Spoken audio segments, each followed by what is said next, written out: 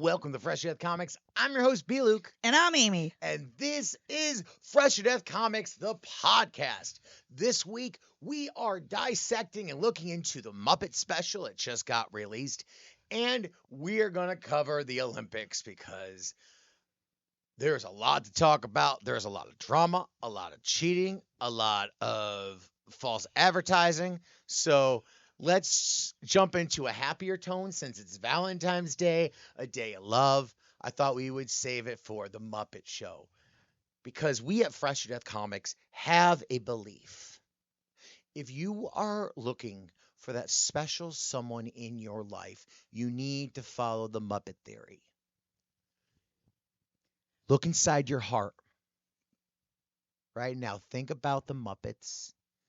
Think about how much you actually like the Muppets. It can be a range of I hate the Muppets to I know every character. I can tell you everything about the Muppets. And what you do is you find a person who believes in the Muppets in the same exact way. If you kind of like the Muppets and you're with someone who loves the Muppets, loves the Muppets, you're not going to work out. You guys are not compatible because you do not love the Muppets as much as her. If you both hate the Muppets, you're like, yeah, it's on. I think it was funny once. I was okay. And they feel the exact same way. You're a match.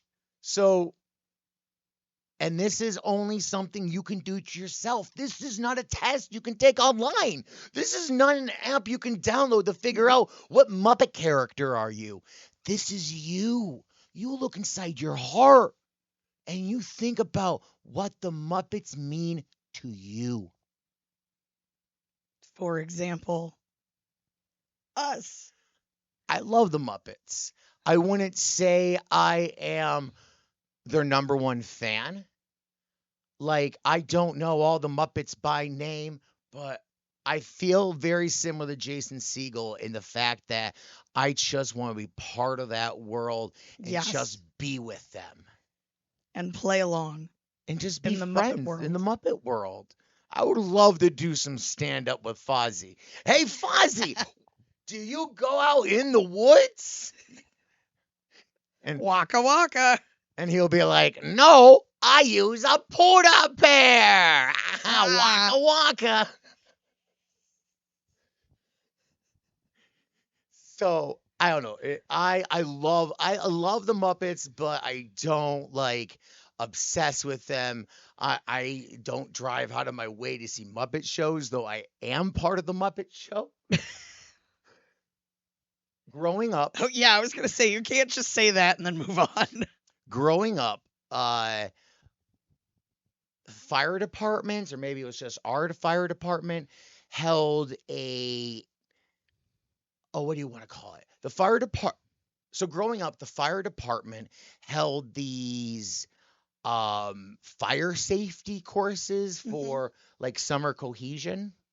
I don't know if you know what summer cohesion is. No. Okay. So during the summer, if you are a parent, you cannot afford to be off for the summer and let your kids play. So in the Horseheads area, we developed summer cohesion where kids would kind of go to school all day. It was like a summer school, and they would do arts and crafts. And from what I saw, was it school or was it kind of camp? No, they were in schools. They went outside for recess, but it was kind of craft time. I would compare it to the after school sessions we used to have. I forgot what you call it. If your parents couldn't pick you up, so you went to after school care. Yeah, after school care. Yeah, that's what I was asking, because I went to after school care, and then when there was during the summer, that's what I did. So I just same thing. So after school care, summer cohesion, it's all the same thing. So the fire department did a thing where they would go to the different summer cohesions around the school district, and they would do fire safety courses about fire safety, because it was like a summer class, but it was more babysitting, like they did arts and crafts. And so they're like, guys, we're going to learn about the fire department today. And me and this girl, her name was Rose McAdoo. She was wonderful. We would be underneath the tables and there was a Sesame Street puppet show that you're supposed to do. And no one wanted to do it. And I was like, I'll do it. And Rose, she talked very high, so she get that Elmo voice. So she did more of the higher voices. And then I did everybody else, and it was immaculate. It was some of the greatest times of my life, especially when we all had our hands up there and I'm reading all the parts because it's like Cookie Monster, Ernie, Bert, and Big Bird are like talking. And she didn't do any of those voices. She only did Elmo. She did a few. I can't remember who. I know she did Elmo. I want to say maybe she did Big Bird. No, because I did Big Bird because I liked my Big Bird voice. Yeah. Hi, guys. What's going on today? We're learning about safety. That's a good Big Bird. Yeah, like I love my Big Bird. So that was some of the most fun time. And so, which Sesame Street is part of the Muppets. So that's what I mean. It's all part of it. And I would say there are two movies growing up throughout my life I have watched constantly. Well, besides Muppet Christmas Carol, that's a given. But two Muppet movies I watch at least once a year, just because I have to, is Muppet Treasure Island. Oh, that was going to be mine if you didn't say Muppet Treasure Island. Your favorite Muppet movie? If Brian Henson came to the house. Oh, yes. My favorite adult Brian Henson movie, Happy Time Murders with Melissa McCarthy. That movie is a stroke of genius in a bottle. That is one of the funniest cop movies ever made. It is. It's funnier than Naked Guns. It's funnier than the Police Academies. If you want to watch a fun cop movie, that is the one. That leans into its absurdity, kind of like I would say the Naked Gun, since you've seen.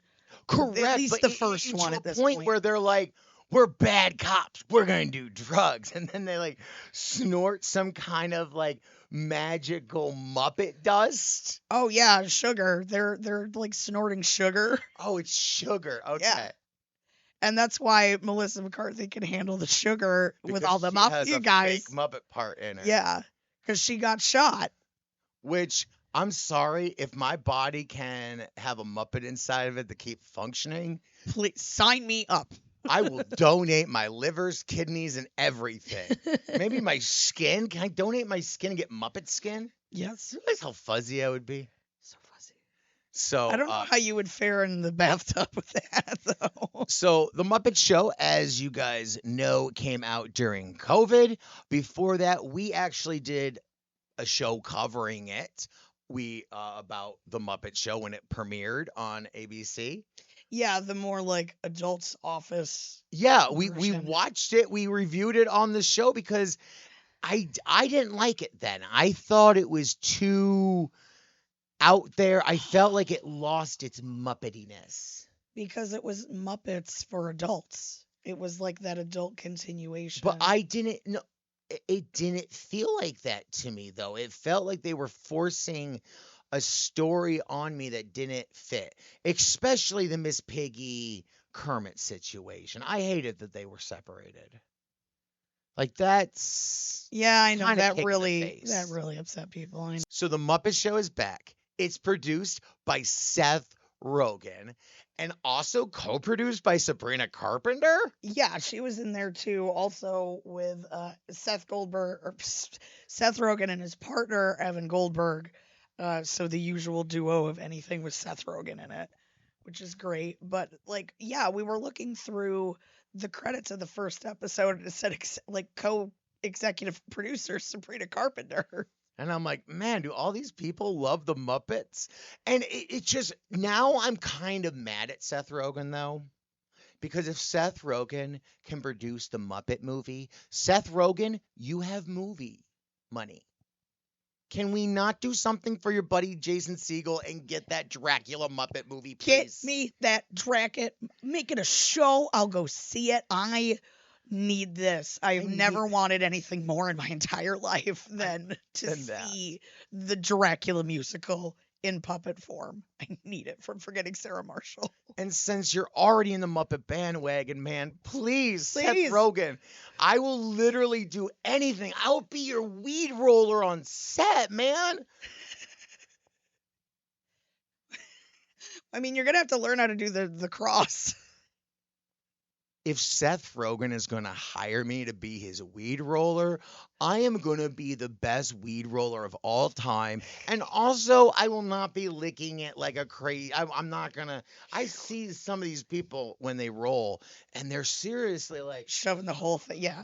I'm like, bro, you don't need to do that. You're doing the most. Like, it's going to seal. You're good. Like, it's just. Or maybe I just get cones so Seth never has to worry about my saliva. He just knows it's a fresh, my hands are clean. Here you go, Seth, a pre-rolled for you. Even has a little thing on the end. He's going to be like, nice. Nice. Now I just want to be in the movie Good Fortune with it.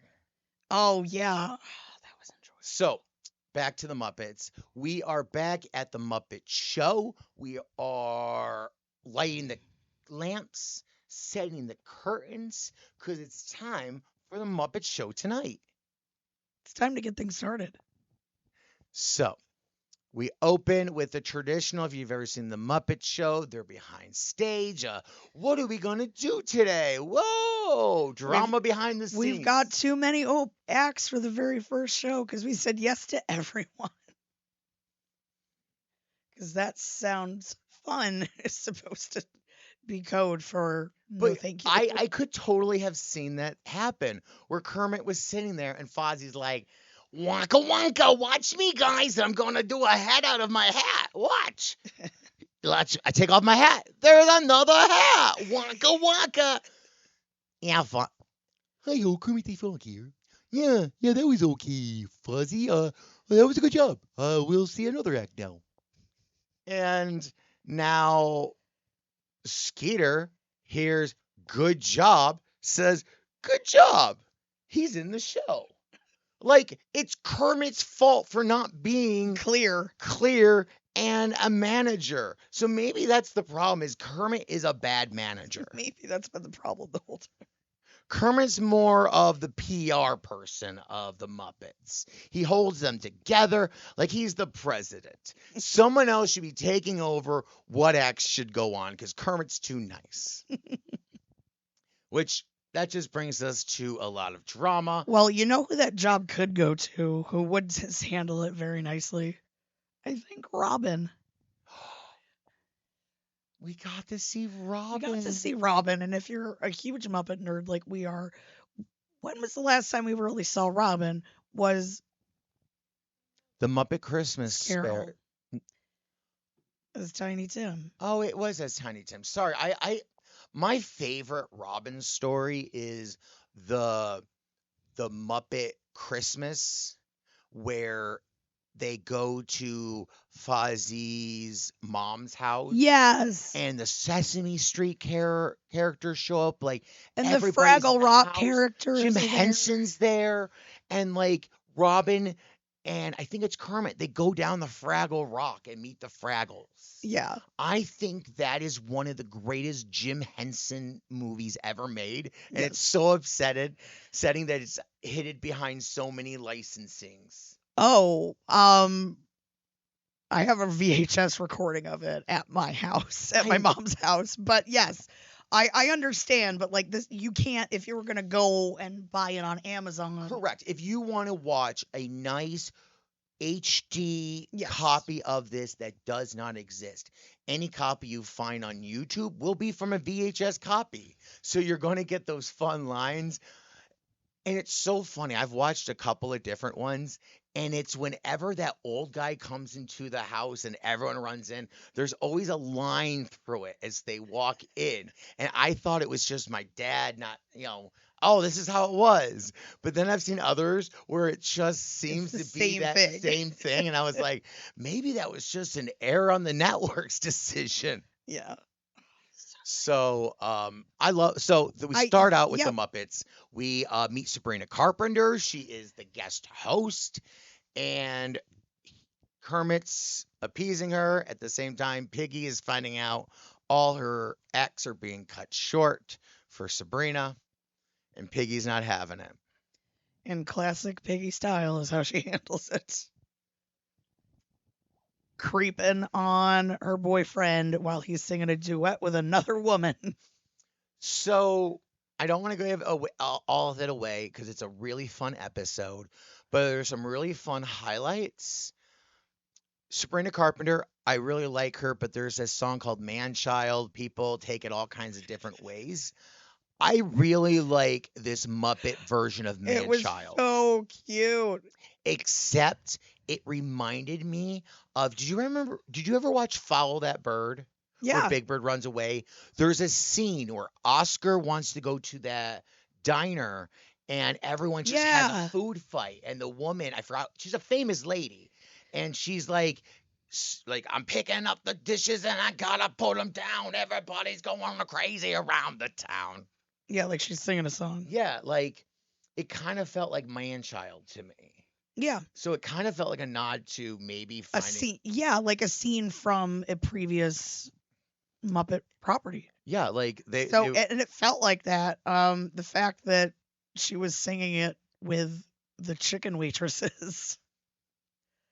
And then ends up being the bouncer of the bar at the end because the other Muppets are being too rowdy. I know, but that's what happened in the thing. The waitress was throwing everyone Yeah, out. she was throwing people out left and right. So yeah, now that you brought that up, it totally sounds like Follow That Bird. I haven't seen it in a while. I know it's on HBO and we've been meaning to watch it again. Correct. I've been meaning to. It's just one of those movies I watched as a kid, and I remember watching this going, this is a movie. This is what movies should be.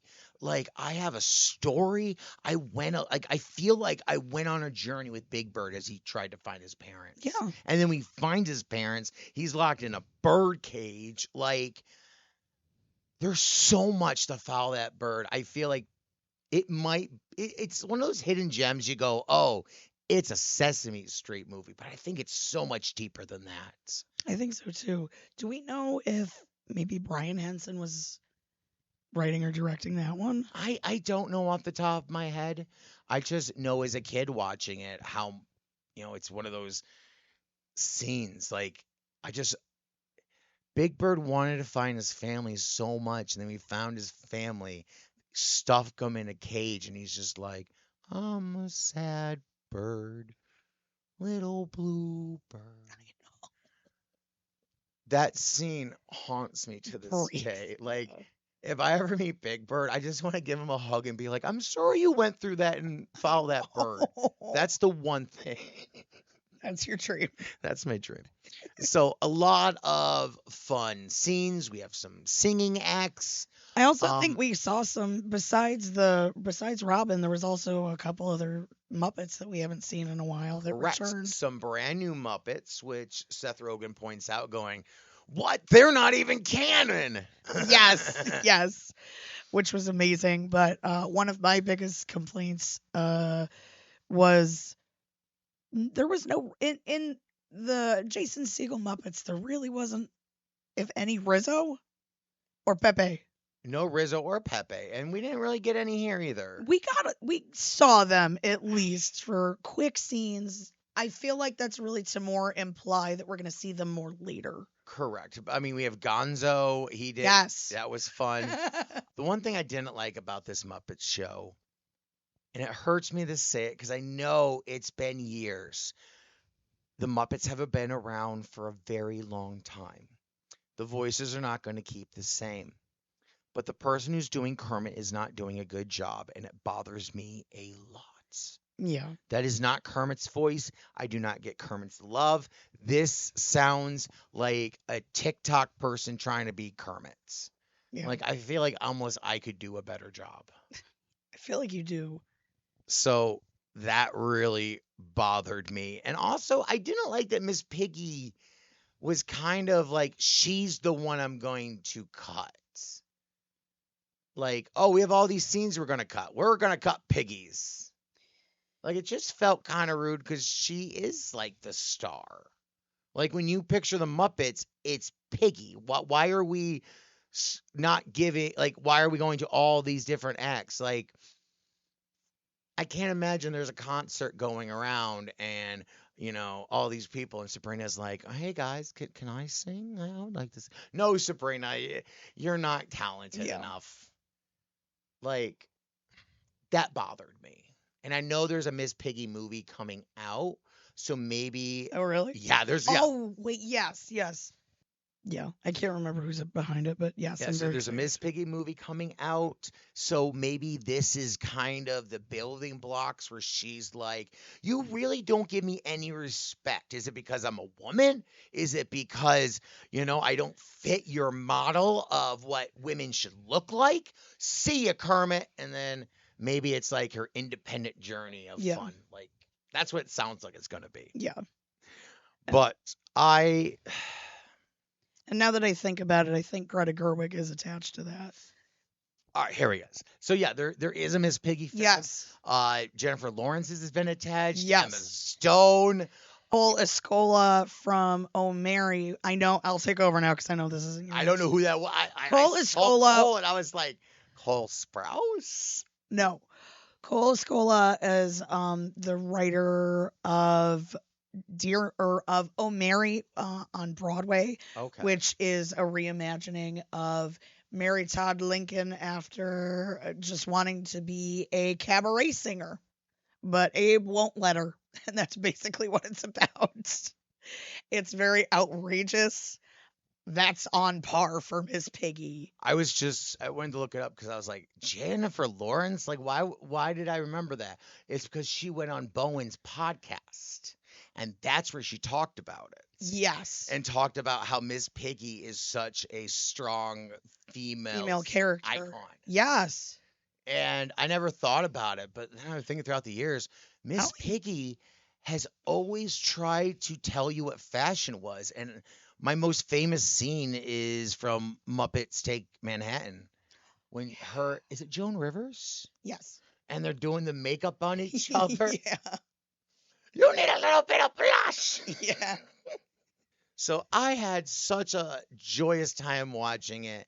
I think there's a lot of fun in there. Just ignore Kermit's voice. If you can get past Kermit's voice, you're going to have a good time. And I feel like this is more, it's more of the mid-ground between the classic Muppet show and that ABC show. There's like a little nod to that every now and then, I feel. But it's more rooted in the classic Muppet show that we all love. Correct. It feels like the classic Muppets, but trying to be that one that came out with when we were a kid, with the Johnny the Ape. Yes, and what was his name? The purple guy. Yeah, the purple guy. I don't remember his name. And we never see him ever, and I thought he was so cool. He's the one who should be managing the Muppets. Because isn't he in the Gonzo's movie? Muppets Takes Space, or Muppets Go to Space. Muppets from Space. Muppets from Space. That's a good one, too. We're historians of this, obviously. So, with the Muppets, watch it. But now, Amy has... Growing up, I didn't watch a lot of sports. Sports, to me, were from the devil. They're not... What? Really? God. I'm so shocked. I know. Shocking. So, I didn't really watch a lot of sports. I remember watching Iraq's soccer, you might call it football, game when they first gained their rights to have a football team. It was that summer, and I was like, oh my goodness, how good for them. Like, after everything they've been through, these people are in the Olympics. How awesome. So I was actually rooting for Iraq. Yeah. Or it was Afghan. I think it was Iraq. I think it's more than okay to root for people from other countries. I know, but I was like really like proud of them that they had. Because it's not about where you come from, it's about how you represent where you come But from. I remember having it on. My mom was just getting so mad at me. So I haven't really. I've watched the Olympics here and there. You know, I know who Shaun White is. But really, it hasn't been since these last couple Olympics where you have been like, oh, I love the Olympics. It's the Super Bowl and the Olympics, and then I don't care about sports for the rest of the time. But the things you know about the Olympics is shocking. Like I know. right now, I am learning so much about the Winter Olympics. So much. I'm a closeted huge ice skating nerd. I follow Tara Lipinski and Johnny Weir on both of their Instagram accounts and their combined one. I have always been into ice skating. Probably since the 2002 Salt Lake City Olympics. That's where like my mom and I got really into it. That was the first time like I was learning about the Olympics, I think. And there's a movie about it where the kids were trying to get to the Salt Lake Olympics. And they're like, it was one of those road trip movies where they were trying to get to the Olympics and all these bad things were happening. Oh, just as spectators? Yeah. Okay. I forgot what the name of the movie was. If I can find out, I'll put it up here. But I was like, man, going to the Olympics seems like one of the coolest things a person can do. Absolutely. Like you're watching, no matter what you watch, you're watching the best people in the world compete. Maybe. I have some theories. We'll get into that. Yes, you're right. The caliber of talent is unmatched at the Olympic Games, regardless. And I think just seeing it, and I always remember this from my little journalism class that I took in high school, is that the Olympics and other things that happen culturally is a global moment, a global community. And that's what the Olympics is about, is kind of coming together through sport to promote peace. Which is interesting because of all of the drama from this year's Olympics. Oh, I thought you meant drama from the United States, but yeah. No, there's been a lot of drama on this year's Olympics. Yes. Like the first thing I learned about the drama of the Olympics is the ski jumps. So apparently, if they fit the suit to fit your body. Oh yeah, this one. And if you're the bigger your groins are, the bigger suit you can get in that area, and it acts as a parachute to help you fly faster. Is gold worth it to put acid in there? Like, what damaging are you doing for 5 seconds in the air? That's what I can't understand. These people are like, I'm breaking my body for this sport. And I'm like, you're on the track for a minute. Is it worth it? For eternal glory, yes. To quote one of my favorite movies, if you're not enough without a gold medal, you'll never be enough with a gold medal. So we started out with figure skating with the team event. Now the team event is relatively new. The first time that they started it was in the Pyeongchang Olympics. All of the teams, and I think it's interesting that we start with the team event. I probably due to scheduling because everybody's there at the same time at the beginning of it. But this is really across all 4 Olympic ice skating, dancing sports. So not only are we talking the pairs, figure skaters, we're also talking the ice dancers as well, along with the individual male and individual female contestants. It was a nail biter. We didn't know it was going back and forth. You know, Chalk and Bates were doing really well with they did one of their best performances in that competition. But then Japan came through and they were doing really well. And it was a whole nose to nose nail biting competition, and you know who brought it home for Team USA? Ilya Malinin. The Quad God. The Quad God. With the first legal backflip. The first legal backflip. Which I don't understand, because I was doing some research on this, because there's been some controversy on this, because there is a, do you know her name? Surya Bonale. She did the first one, but that was when it was illegal. She did that under protest. I didn't know that. Yeah, because it was an illegal move. They didn't want her to do that move. Fun fact, she did that backflip in the Tara Lipinski gold medal Olympics. But she did it in protest. She did it because she was doing it as some kind of symbol of like boycotting. Yes, because they wanted her to be more feminine. And she said, no, I'm good at this. Why are you penalizing me for being really good at this? But there was a guy earlier, like many years earlier, who had done the first flip. Correct. And that's when they banned it illegal. Yes. So why was it his not counted as the first flip? Because it was legal at that time. And then they changed their mind. It's like alcohol. It was legal, and then it wasn't legal, and then it was legal. So just because, like, we can say that Jesse James was the greatest drinker of all time, but then the whole prohibition happens, and let's say Amy, your grandfather's like, no, I drink because I'm American and this is freedom. And it's an illegal drink, so we don't count that drink. But then years later, it becomes legal, and I go, I am going to drink this. And now I'm the first person who drank a beer. I am not. Yep. There was... Yeah, no, so I agree with you. And why are we calling him...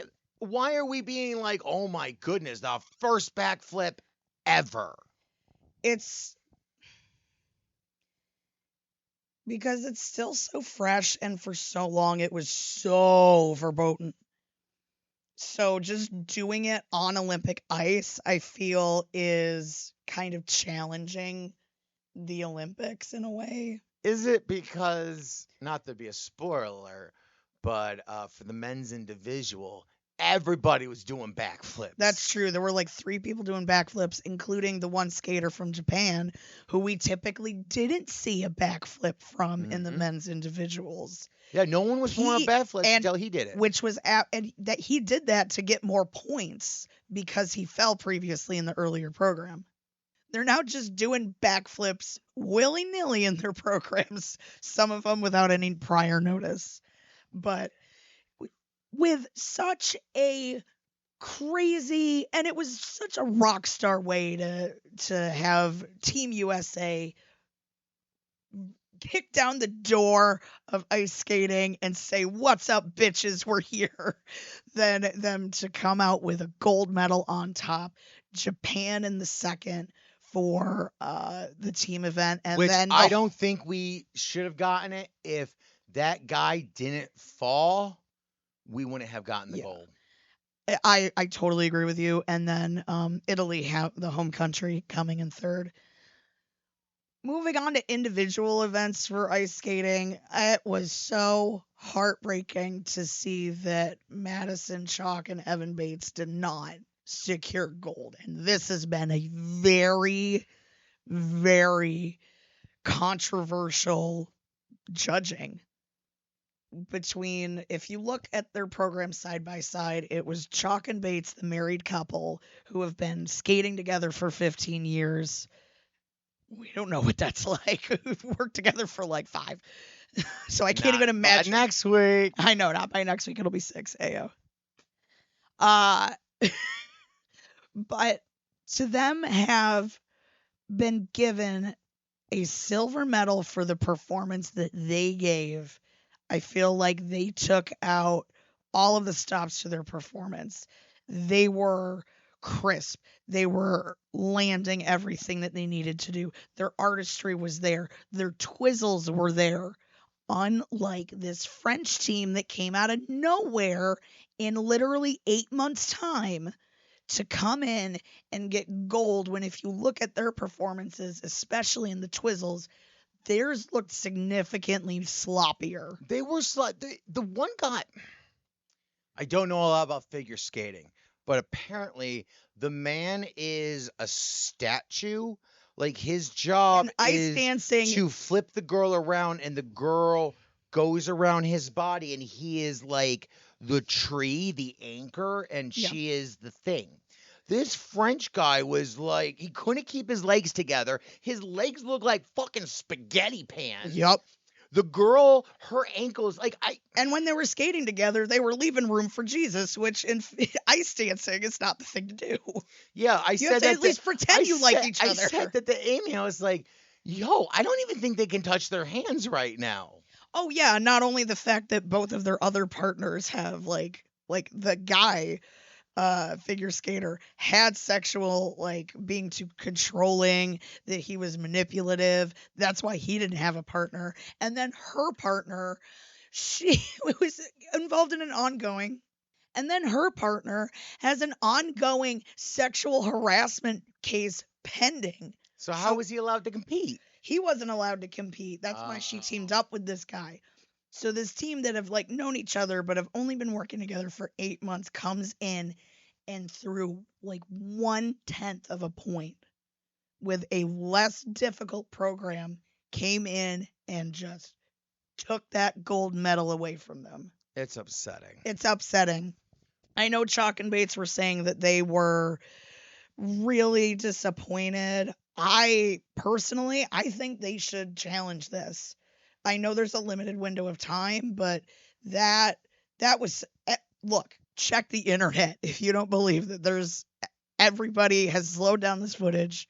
This French team looked sloppy. I don't understand why they didn't get the gold. Well, speaking of cheating, we just today had the Canadians totally cheat their way into a victory. In curling. If you watch the footage, once you kind of release the stone, they call it, release the stone, you're not allowed to touch it. You got to use your little brooms and control it that way. If you take a look at the footage, the guy totally gives a little dink with his finger. You can see it. And I'm so mad that they didn't call it. They're like, we didn't see anything. Yeah. And I'm like, the world is watching you. We have video cameras of every angle. This notion of we don't review replays because it is not ethical to the. Next year, you're going to add video cameras. So what's the difference? We got flying drones that sound like a nuclear holocaust going off. Sorry, those drones. I know. They are loud and they hurt. It is just this world, like whenever, like I get it when the snowboarders, the lugers, the skeleton racers, the bobsledders, the speed skaters, anybody who is going down the course fast, they have this drone that follows them.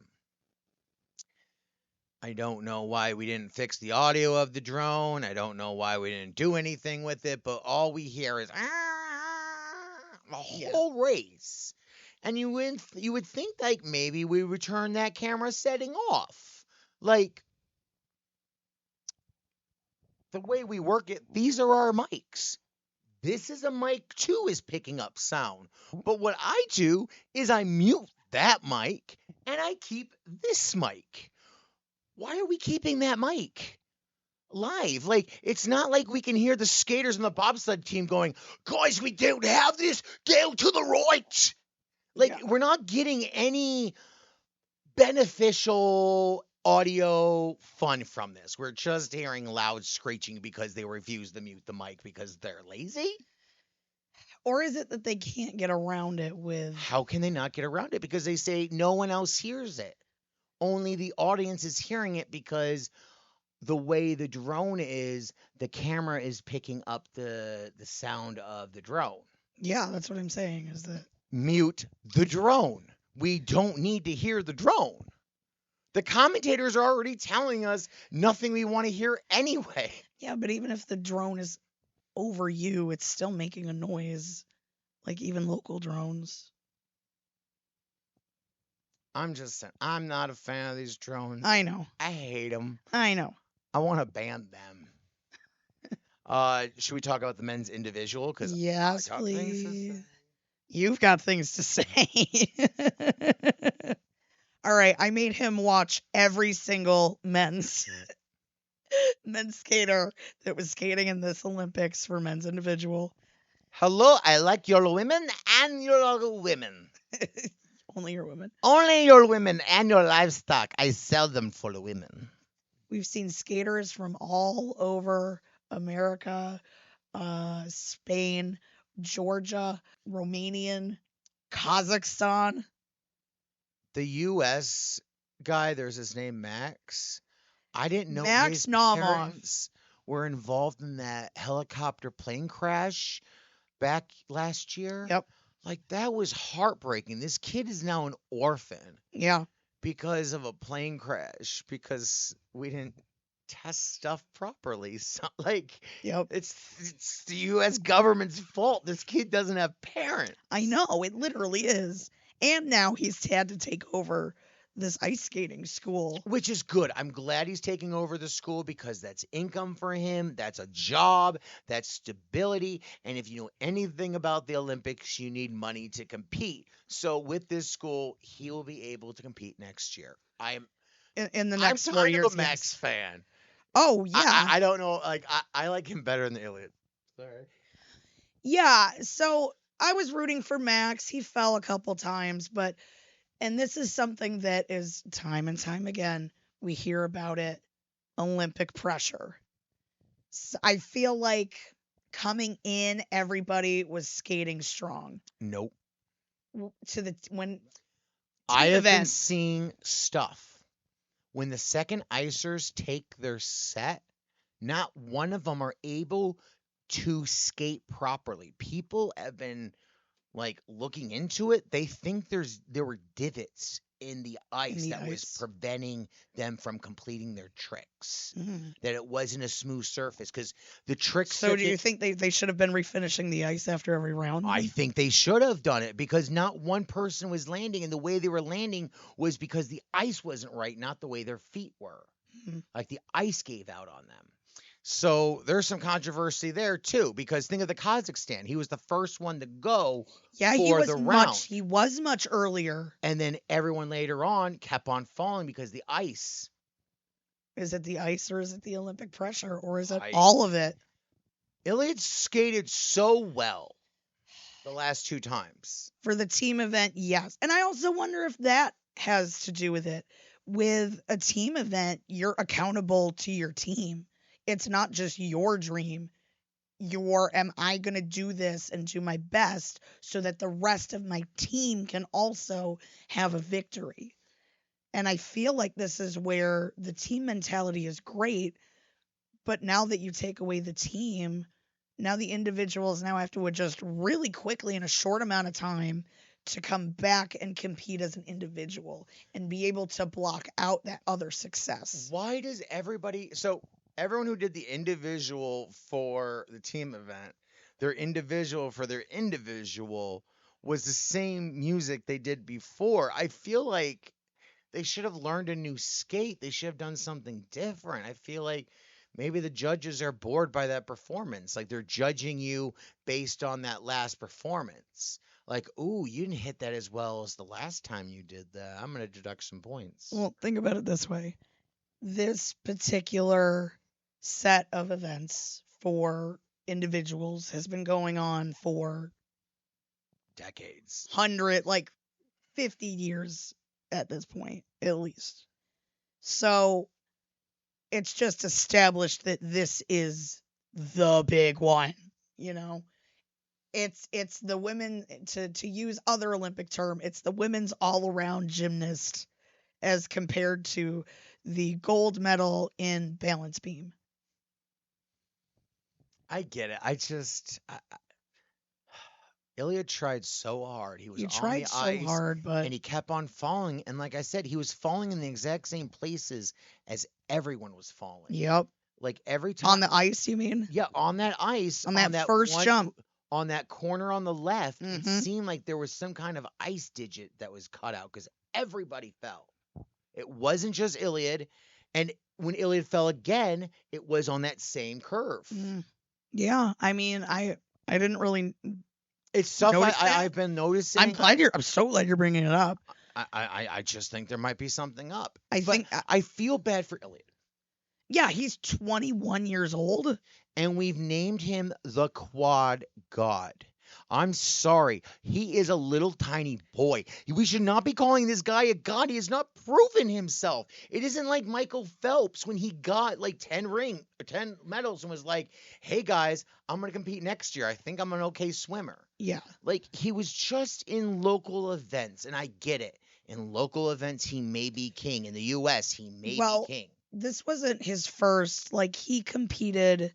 He was trying to get into the 2022 Olympics. Correct, and he didn't for some reason, which he should have, apparently. Because there's a committee that chooses who they want to send on to the Olympics. That's why. So they choose their top 3, and they send them along. If they're like, this might be so-and-so's last year to compete, they're usually more likely. So will we sit Iliad again, then? Yes, I think so. I think Ilya lost out his Olympic chance to like Nathan Chen, if we remember him. He was kind of I know it wasn't when you were watching with me, but he was also facing that Olympic pressure.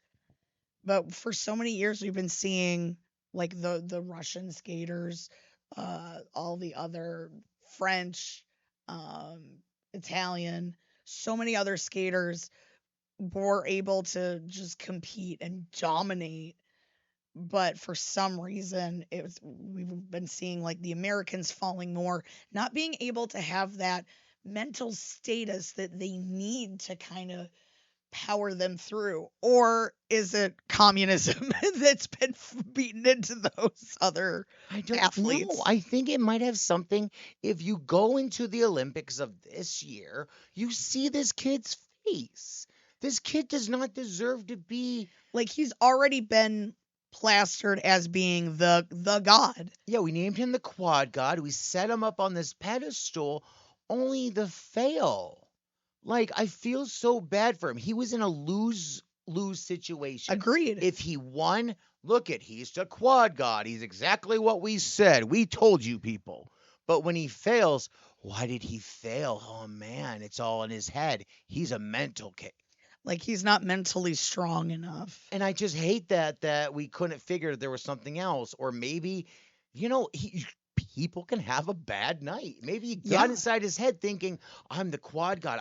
If I mess up here. Everything that I've been working for my entire life has led up to this exact What moment. do I do with my shirt that says Quad God? Do I get rid of it? Like, it's really how you I think that that's what a lot of the athletes deal with in this sport is the pressure, and then how they are and who they are when they step away from their chosen sport. Iliad comes back. He wins a medal in 4 years. There should be a movie about him. Agreed. And if he comes back full force and he's full force. If he comes back and he's like, yo, guys, I messed up. I'm in here. Let's go. And he gets a medal. I don't care what medal. Gold, brown, silver. You get a medal, movie about you, man. Because that's a comeback story. And let's not forget, Ilya is already a gold medal winner. He has a gold medal from this team event. Correct, but he wants it in the individual. He does, but guess what? It didn't work out, and you said yourself that the skater from Kazakhstan... He skated better. It was a gold medal. The skater from Kazakhstan skated a better performance. You said yourself that was a gold medal worthy performance. I did. And I was waiting for Iliad to prove me wrong. And if Iliad could have stuck the landings, maybe I would say differently. But from what I saw, I have to judge on what I saw. And I hate to say it, the Kazakhstan guy had it. He had it, and he skated. And I don't know about Japan, though. I don't like that they got so high remarks because I feel like they fell as much as Iliad did. And yet they got podium. Because he threw in that backflip and landed it. So did he. I know. They're the only ones that did the backflip. I'm just saying, the great... How... I don't understand the grading. Who determines that it's 0.1 difference? Like, how is somebody deciding that, you know what, that was with an extra 0.02? Because there's a whole team of judges slowing down and speeding up footage and seeing exactly. I don't know how you can determine 0.01 difference. That sounds insane and kind of sounds like favoritism to me, because I'm not going to disagree with you, because this is kind of my argument about the French team and ice dance. Chloe Kim wasn't able to get gold in the half pipe this year. But wasn't her like arm broken? Yeah, she had her arm all taped up. Like, she's been going through some stuff this year. So, I mean, let's be honest. The girl was doing it injured. Well, and speaking of doing it injured, Lindsey Vonn. Why? Who decided? Why did they decide? What moron decided that would be a wonderful idea for her to skate with a torn ACL? It was her idea. Where is her family? Where is her support? Where's her team to be like, yo, you're a great skier, but your knee doesn't exist. You don't have a knee. You know where they are? They're at her hospital bed right now. I know, because she crashed out, because guess what? She couldn't move her knee out of the way. No, she said that had nothing to do with her crash. Nothing to do. What would you say then? Let me. She said that she ran into she hooked her arm on the gate, and that caused her to fall, and then broke. I want to say it might have been her other leg. So Lindsey Vonn is a mess right now, but I hope she gets better. I feel so bad for her. I know, and honestly, what a class act to say, I have no regrets in what I've done. I hope that this inspires other people to just go out there and be daring and to dream your dreams. So, I do have a question for you. There are things called the skeleton race. Mm-hmm. It's like a bobsled, except it's one person, and it looks like the little carts like you had when you're in middle school. The scooty carts. Like the scooter carts you had to go around, except you have it on your chest, and you jump down the luge slope, and you go as fast as you can with your head. Face forward. That sounds like something for me. I think I would do really well with that. Like, I don't even think I need that little sled. I think I could just do it myself without the sled. I'd go fast. I would do really well. Is this what we're going to be working on now? Is this what we're going to see in the backyard now? Yeah, I'm going to practice my skeleton. I mean, I was thinking of making the backyard an ice rink, but I don't know how to make ice shoes. Knife shoes. Knife shoes. So, but I talked about the skeleton race because there is a skeleton racer. He has Venom all over his helmet. He's dressed up like Venom. Yes. But why it doesn't represent his country? No. Why is his helmet allowed? Thinks it's cool.